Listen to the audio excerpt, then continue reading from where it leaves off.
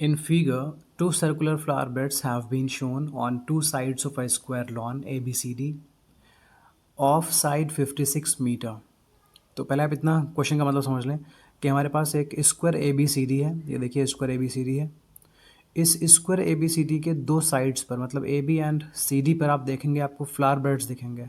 This is one circular flower bed जिसे मैं shade कर रहा हूँ and this is the other circular flower bed जिसे मैं अब शेड कर रहा हूँ। आई होप ये क्लियर है। आगे बढ़ते हैं।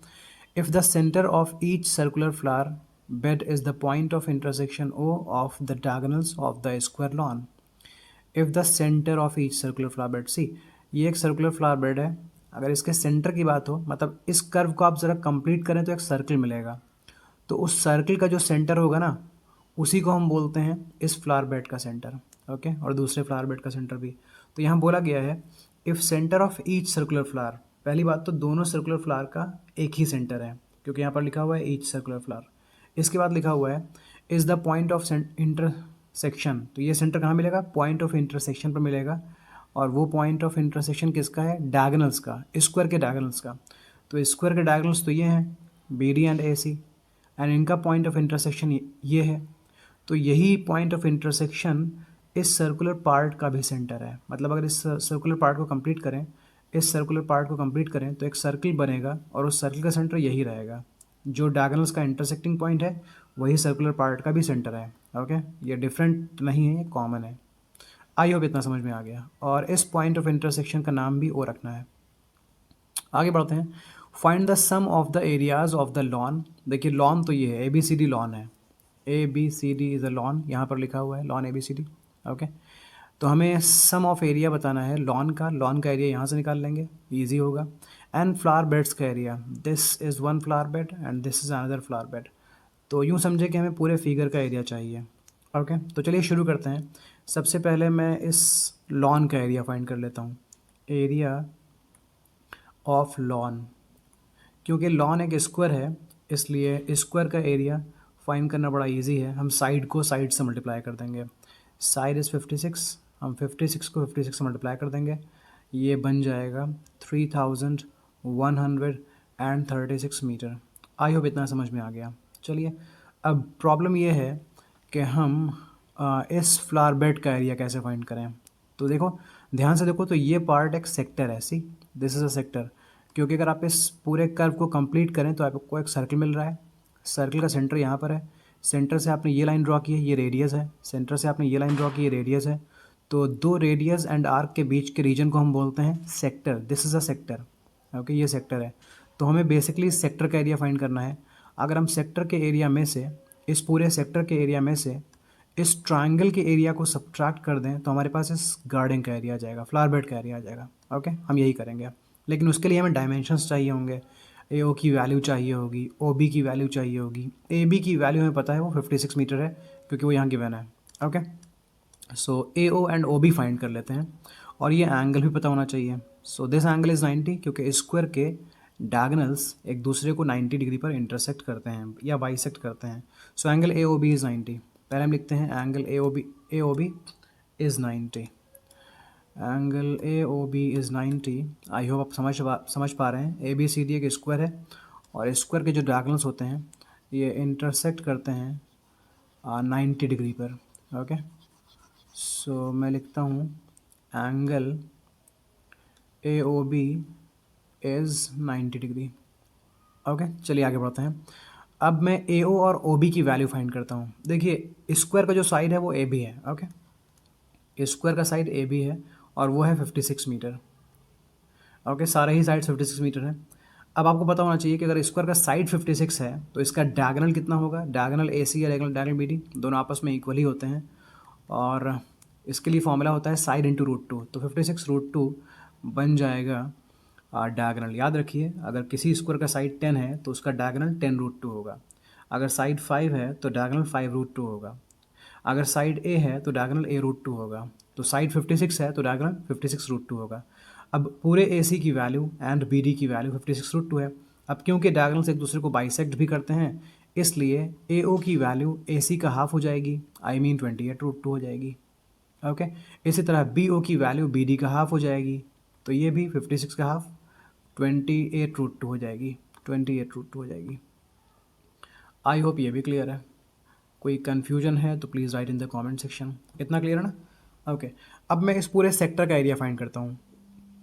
Sector AOB, area of sector AOB।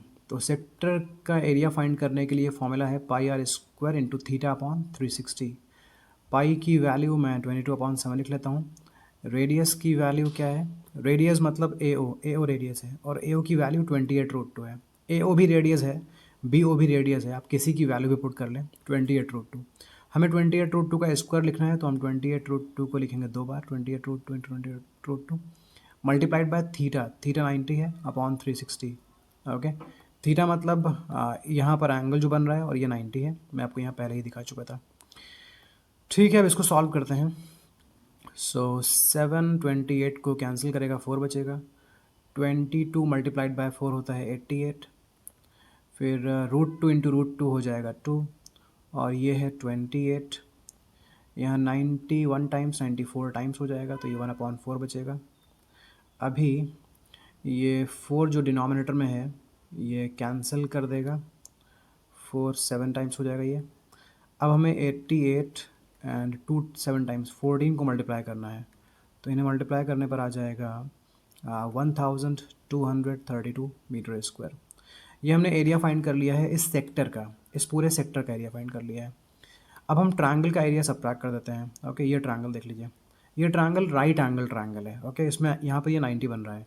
तो जब भी कोई राइट एंगल ट्रायंगल आपके पास हो, तो राइट एंगल ट्रायंगल में जो 90 की आर्म्स होती हैं, मतलब 90 के एक तरफ ये साइड है एंड दूसरी तरफ AO साइड है, तो ये दोनों arms he base and height होती हैं। ओके, तो आप OB को बेस मान सकते हैं, AO को हाइट मान सकते हैं, और एरिया फाइंड कर सकते हैं। चलिए फाइंड करते हैं ट्रायंगल AOB का area. Area of triangle AOB, area of triangle AOB find करने के लिए फॉर्मूला है half into base into height. Half into base and height दोनों ही 28√2 हैं, आई गेस। OB है 28√2 एंड AO भी है 28√2। सो 28√2 को मैं 28√2 से मल्टीप्लाई करूँगा। ओके, अगर आप 28 को 28 से मल्टीप्लाई करोगे तो आपको मिलेगा 784, I guess. Let me check it.